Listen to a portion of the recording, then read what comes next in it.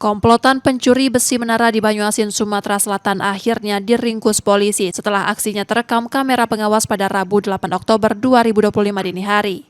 Dalam rekaman, para pelaku memanjat dan melepas besi penyangga menara sepanjang 100 meter menggunakan kunci lalu membawa hasil curian tersebut. Berdasarkan rekaman CCTV, polisi berhasil mengidentifikasi dan menangkap 4 pelaku berinisial TH, EN, RI, dan AA, warga Mariana Ilir, Banyuasin. Salah satu pelaku yang melawan saat penangkapan dilumpuhkan dengan tembakan. Dari hasil pemeriksaan, komplotan ini sudah 4 kali beraksi di lokasi yang sama. Besi curian dijual ke pengepul barang bekas. Melakukan pengamanan terhadap para pelaku pencurian dengan pemberatan besi bracing.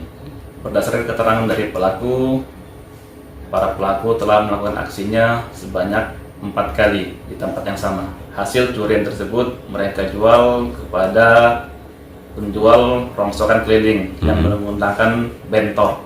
Mereka melakukan aksinya dengan cara memanjat pagar. Kemudian pelaku melepaskan besi bracing penyangga tower dengan melepaskan baut menggunakan kunci pas.